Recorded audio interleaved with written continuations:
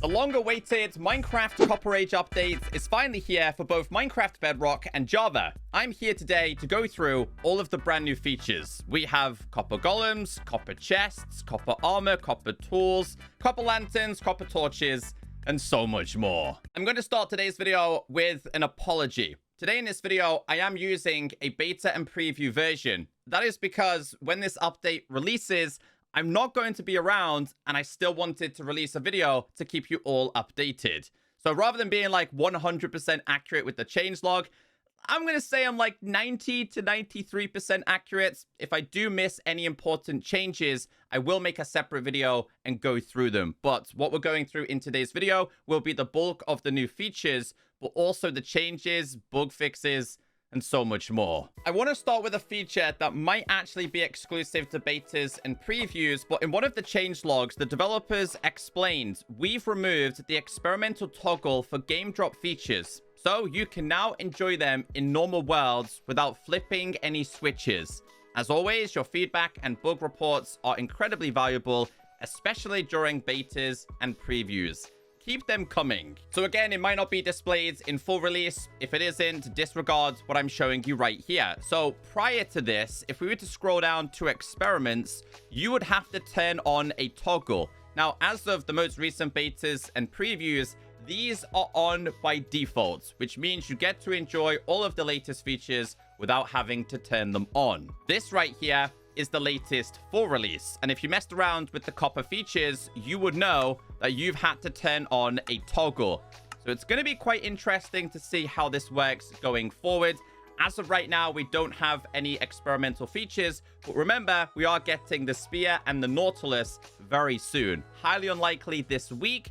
Maybe they'll start betas, previews, and snapshots next week. Oh yeah, and you're getting a pretty cool updated panorama background. This is kind of feel like how old school Minecraft used to look, obviously featuring things like the Copper Golem. So yeah, when you update your game, this is going to be available for you. Let's get into the brand new features and bug fixes, starting with the shelf. This is now available on both Minecraft Bedrock and Java. Now, this can be crafted with any stripped versions of logs: oak, birch, spruce, etc. We are going to be using the regular oak to start off with.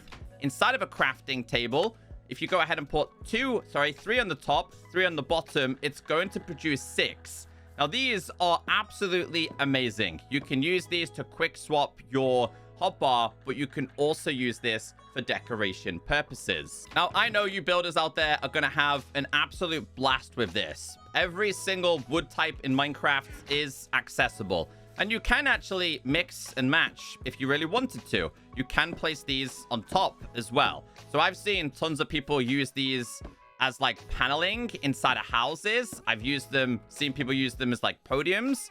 So this was a design that I've seen a couple of people using, which is incredible, by the way. One of my favorite ones is the pail.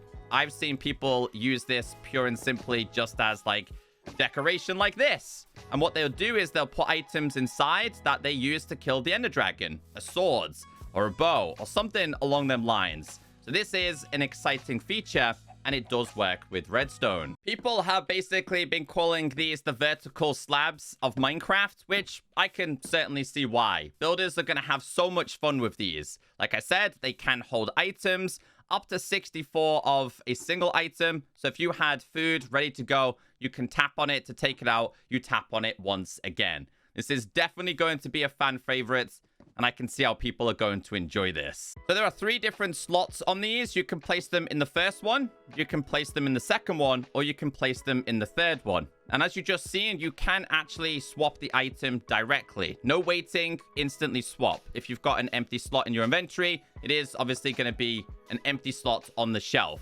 Now, it's going to look slightly different with redstone. We're going to use this as an example. You'll see here, it's kind of like a flat surface rather than 3 right here. Now, again, you can mix and match, and it does have a custom sound, which I want you guys to very quickly listen to. That's the sound it makes. It's like a squishy sound in a way. Now, if I was to go ahead and tap here, it's going to take all of the items I have. If I was to tap here, it's going to do the exact same. And as you can see, it's going to do the exact same. You can swap whole entire inventories, which honestly is incredible. Let me show you. So if we only have one of these shelves active and I right click here, it takes your furthest right items. If I was to go ahead and add another one and tap on this, it still takes the furthest ones here. If I was to go ahead and move these right here and then tap on this one more time, as you can see, all 6 have been transferred. If I had an extra 3 items and placed this down, the whole entire inventory would be transferred. So the way I've been using this is practically for like, obviously using my regular hotbar. This is how I like to play Minecraft. If I tap, as you can see, everything's been transferred. So let's say you wanted to switch everything, okay? You've just been in builder mode. It's now time to go back into being practical with a pickaxe, a sword, etc. You can switch whole entire inventories out. So obviously, I think people will use these just a quick switch, go mining, quick switch to go to combat, quick switch to do anything at all. I think this is a genius introduction, and I think this is probably one of the best features in this update. And the shelf can also be waterlogged. Originally, it was only available on Minecraft Java. The Bedrock community complained, and they did introduce it. You guys are probably watching this video right now thinking of how many different ways you could use this. But the shelf is more than just decoration and making things look pretty and swapping out your items. Redstone players, you're gonna love this because it is quite technical. The developer said, each shelf slot corresponds to 1 bit. The signal strength is determined by converting the 3 bits of the slots into a decimal value. So for example, all slots with no items inside means a signal strength of 0. Only the first slot occupied means a signal strength of 1. Only the second occupied means a signal strength of 2. Only the third slot occupied means a strength of 4. All slots occupied would be a strength of 7. So I've set up some redstone here with a resource pack that actually displays the actual strength of the redstone. So this is incredibly helpful. Grab yourself some comparators, and Dustin, you can use these as well.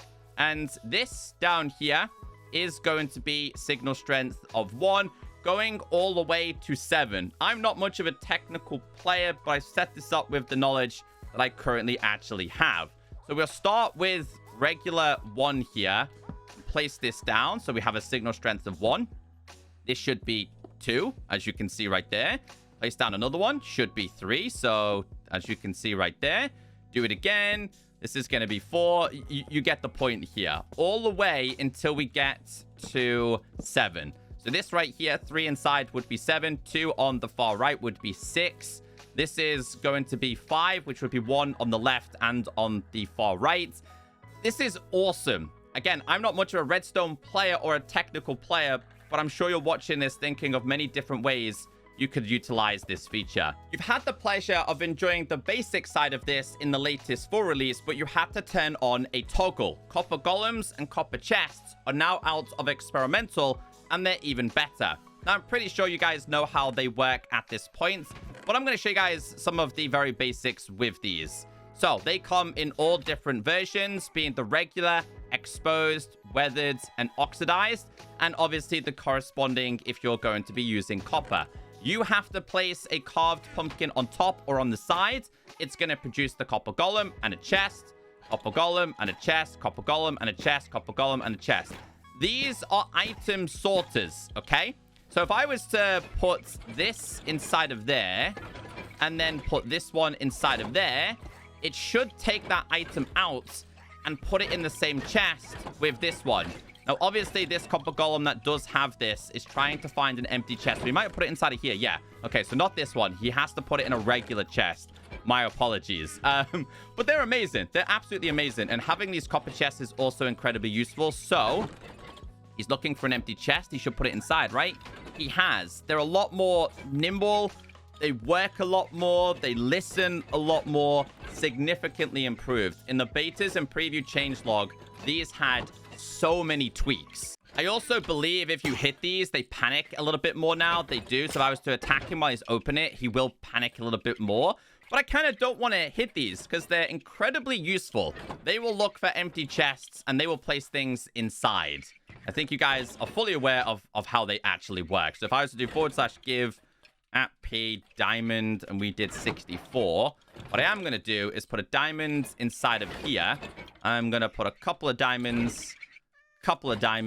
They will look for the chest that has diamonds. They're practically your own sorter. So, yeah, these are a great feature. But we've been messing around with these in experimental, so I didn't want to go into great depth about these. Most of the issues you've had with these have now been resolved. Talking about a feature you don't have access to, but do now have access in the latest full release, we have the Copper Golem statue. This one actually oxidized perfectly for us. Okay, so first guidebook. If the Copper Golem has fully oxidized, it will turn into a Copper Golem statue block. When turned into a Copper Golem statue block, it will freeze in a random pose. A Copper Golem turned into a Copper Golem statue will keep its name if named with a name tag. So that was bugged previously and it would kind of lose it. Unwaxing or scraping the Copper Golem using an axe now affects the durability of that axe. Copper Golems no longer continues chest interaction animation while panicking, which I did actually show you. Copper Golems now sort differently named items of the same type together. So let me just very briefly explain that. If this was named like loyalty and I had another sword, which was diamonds inside of here, now it would put this in here. Previously, it wouldn't recognize named items. It also says Copper Golem now sorts the same item together, even when the durability is different. So as I've just showed, the sword is low. If we have a full sword, it will still place it inside. Copper Golems now sort bundles of the same color together. That's awesome to see. Copper Golem chest interaction sounds now match the animation more closely. The Copper Golem now turns its head when looking at the player. So interactions with these are a little bit better. If they're not working, it'll actually look at you on occasions. But yeah, obviously we do have the Copper Golem statue.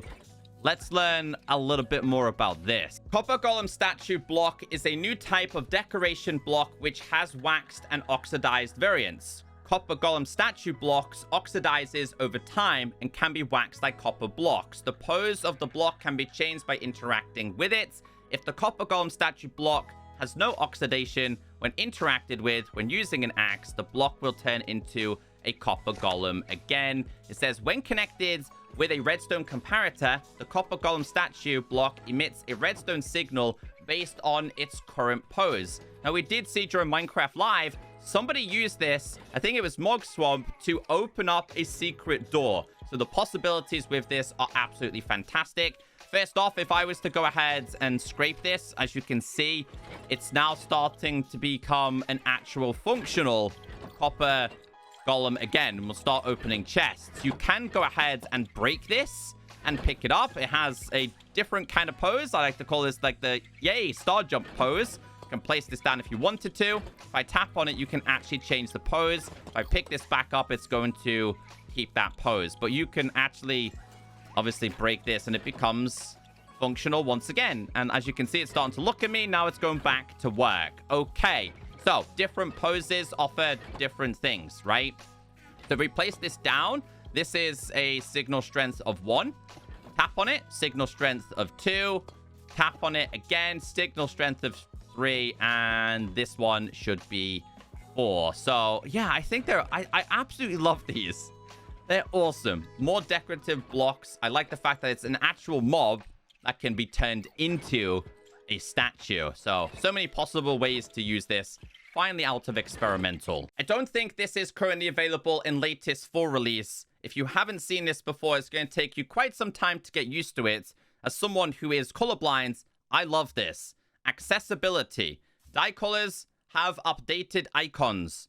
The goal with these is to enhance visual cohesion across the die set while maintaining distinct shapes to support colorblind accessibility. Now, I'm a moderate duotan, so I struggle with quite a few colors, greens and yellows, blues and purples, sometimes reds.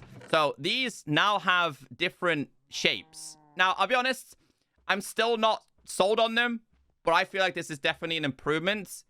So obviously the shapes are meant to be here to help determine. However, if I'm struggling, because I struggle with brown and red sometimes, I end up hovering over it. Crazy that Minecraft is like, what, 15, 16, 17 years old? We don't have colorblind assist, but this is definitely a step in the right direction. I hope they do it with enchanted books. Another step in the right direction. Copper tools, armors, and items are finally here. No longer behind experimental. So, a couple more details behind this. Copper tools and weapons are crafted and repaired using copper ingots. They do the same amount of damage as stone, but have higher durability.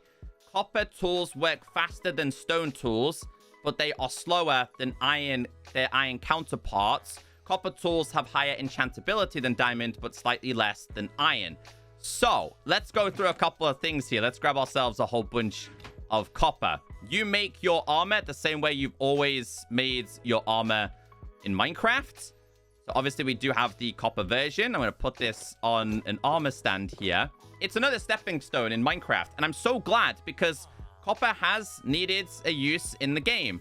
So, we obviously have access to making ourselves pickaxes, swords. We also have shovel, regular axe.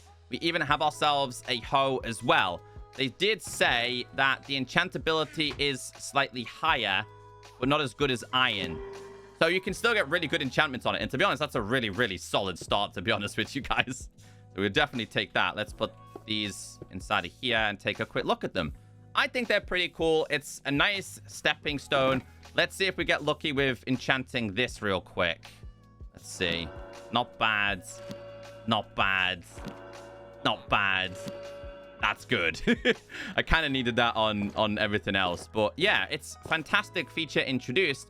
We also have chicken nuggets. I mean, copper nuggets. Copper nuggets have been introduced, and we'll go over the features that these have been expanded into. Oh yeah, by the way, if you go ahead and smelt one of these, that's how you get copper nuggets.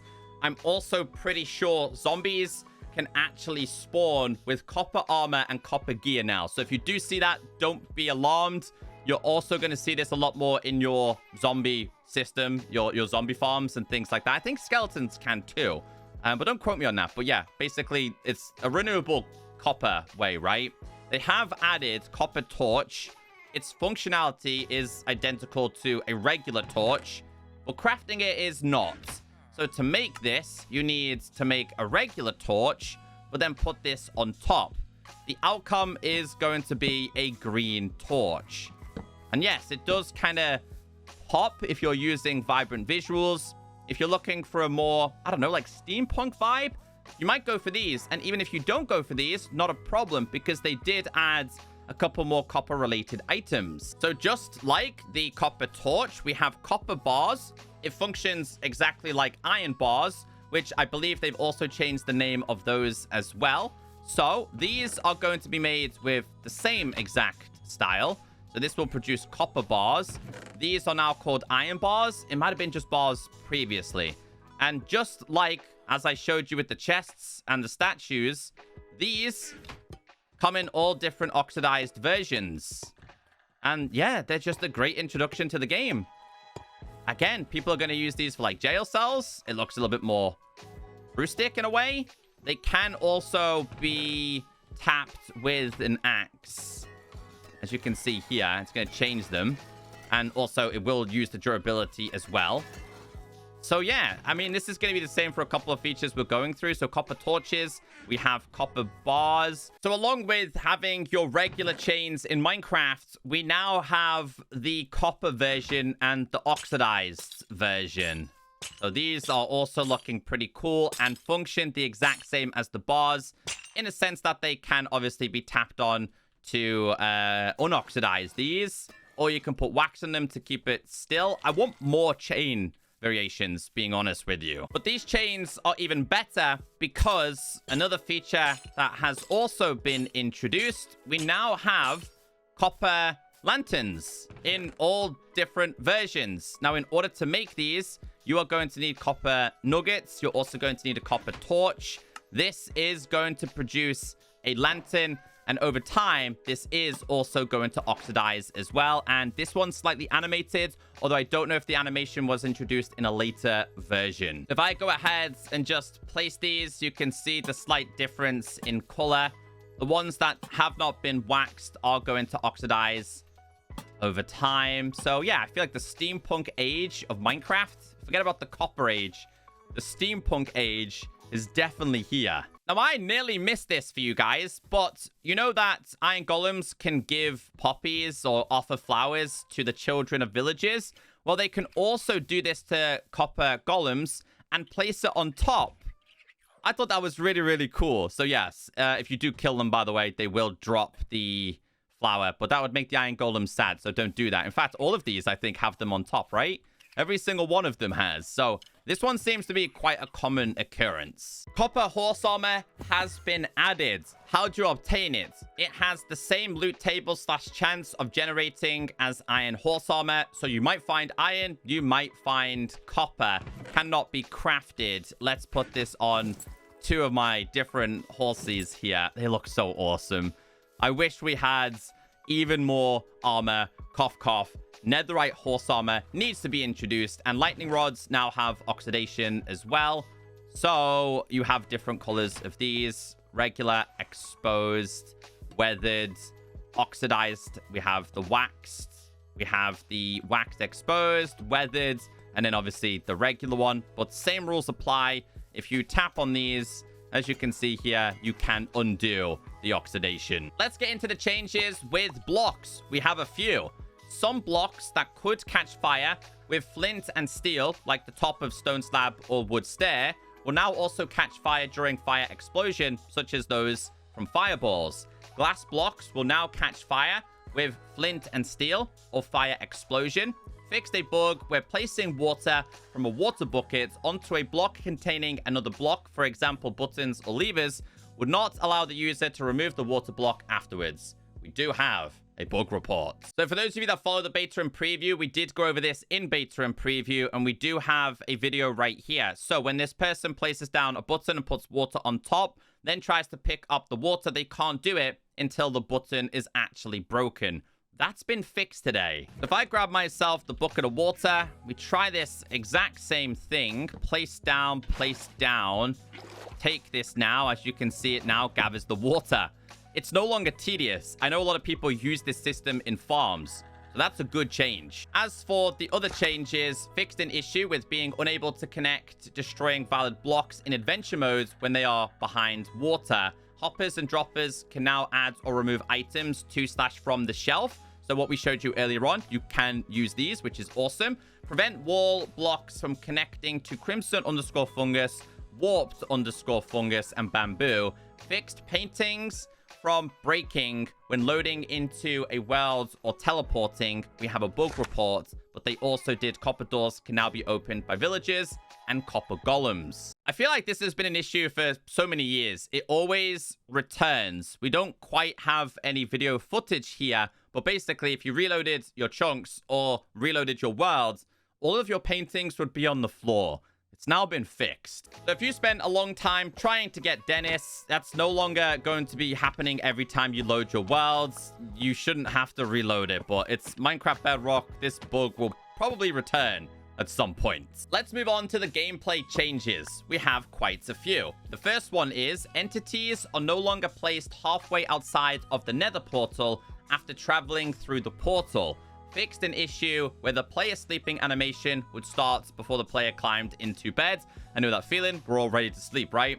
Camera command no longer leads to crash when using the in, out, back method. Fixed a bug that caused the facing direction of command blocks to differ from all other blocks like pistons and dispensers when placed in certain coordinates in the world. Fixed issue where equipping armor while aiming at a mob would create a ghost cloned item. We have a bug report, but also fixed stuck progress arrow despite no process in furnace, blast furnace, smoker, and other stuff. We have a bug report. So we did cover this in beta and preview. You may have seen this in game as well. So we do have a video here. So we'll skip ahead. When this person equips their helmet on, as you can see there, they've ended up with a ghost version. That shouldn't happen anymore. And this furnace one has been around a very, very long time. I've seen this plenty of times, and so have you. When your item is done smelting, this would stay like this. It wouldn't go back down. So let's do both of these. Let's go ahead and first off put these inside of there. And once this is done smelting, the process should just go all the way back down. So while that waits, if you were to look at this and try and put this on, you no longer end up with a ghost version in your hotbar here. That's a pretty good change. But yeah, basically, if we were to take this out now, you can see that's gone away. You'll see very easily that this no longer gets stuck. So, I guess, a positive change. Next, we have the general changes. The developers said, fixed painting from breaking when joining a multiplayer game in low latency scenarios. Very similar to what I showed you before. Enabling blending for legacy chunks. This fixes an issue where blocks were missing from the terrain after loading into the world on some starter biomes, but also improved blending around frozen river chunks. We have a bug report. Now, if you can remember, in the previous full release for Minecraft Bedrock, they altered some biome generation for this version. Quality of life changes to match Minecraft Java. On some occasions, things wouldn't go so smoothly, so there was a chance that your generation would actually be slightly broken. Now been fixed. So we have quite a few changes with graphical, some related to vibrant visuals, others not. Colored text on signs no longer appears dark in vibrant visuals. Fixed block breaking texture being double the size for shelf blocks. Updated shelf block model to remove overlapping texture UVs. Fixed an issue that caused certain mobs to display incorrectly when using Minecraft Classic Texture Pack. We have a bug report. Now, some of you are OGs, and you like to play with the older version of Minecraft. Apparently, the husk was missing his head. So, in terms of the rest of the changes, we have a lot linked to vibrant visuals. Updated volumetric fog config for PC to have more consistent steps in performance impact, while also maximizing image quality for cost. Added support for subsurface scattering on particle textures. Fixed rain and snow lighting up far above the light source in vibrant visuals. Fixed the issue where the nether portal full screen effect appeared black in vibrant visuals. They did improve the render distance for vibrant visuals on Windows. So if I was to go to settings, go down to video, remember it's now at the top, turn this on. I would now have the option of bumping this all the way up if I wanted to, which would be quite extreme. So they have made some significant improvements in this latest version. Fixed lack of illumination in some particles emitted by breaking blocks. Fixed an issue causing chests to appear desaturated while held in hands with vibrant visuals. There is so many different changes here. A lot of these, like I said, are quality of life changes. It also says, added an option to hide sky flashes in the end when playing with vibrant visuals. So I'm guessing that's going to be a toggle. So yeah, I'm a strong believer that vibrant visuals did release a little bit too soon, but significantly improved in this latest version. Let's move on to mobs here. Wolves no longer start shaking off water if they are already shaking off water. Fix the Copper Golem taking 4 damage, unlike Iron Golems or Snow Golems. This guy is now indestructible from height. Fixed certain transparency blocks being opaque when held by an Enderman. We do have a bug report. We'll get into that in a second. A couple of the changes, such as foxes, now consider honey bottle to be a food item and will prioritize picking it up. We also have some changes, and this is a really good one here. It is possible for zombies and skeletons to spawn with diamond tier armor. Again, we have a bug report. First thing is first, though. I'm going to change my game mode to C so they don't get scared. Scatter these on the floor. They will now always prioritize picking this up, and that was the perfect example. This one had leather. It dropped it. It now has honey and will eventually consume it. So, parity issue. Glass blocks held by Endermen are visually opaque. So, apparently they would look like this. They just didn't look the same as Java. It's been fixed. And apparently the coding or the file related to zombies not having diamonds didn't exist. Apparently now it's been fixed. Realms, user interface, technical updates. Let's read that changelog. So we have a few changelogs to go through here. Realms, they're always improving these guys. User interface, some of these things I can't really show you, like fixed marketplace chevron priority on hero row items. Some of these are just like more technical and slight changes. When it comes to the technical update side of things for this update, probably the biggest one we've seen. Absolutely huge. Realms user interface here. touch controls. The invert y-axis setting now works correctly for spectators. That's nice to see. This is a huge update for creators. Pretty sure this one introduces maybe jigsaw blocks and makes them even more useful. But more user interface, more technical related changes. We have changes with biomes, which again is very, very exciting for custom biome related add-ons, such as the biomes with plenty, which is waiting for a lot of the tech stuff right here. So many big changes. Obviously, we did get changes to editor, which is obviously linked to Windows only. But yeah, guys, if you're interested in the technical side, the links will be down below. If you made it this far in today's video, leave a comment and say, hey, Echo, that fox just killed that chicken.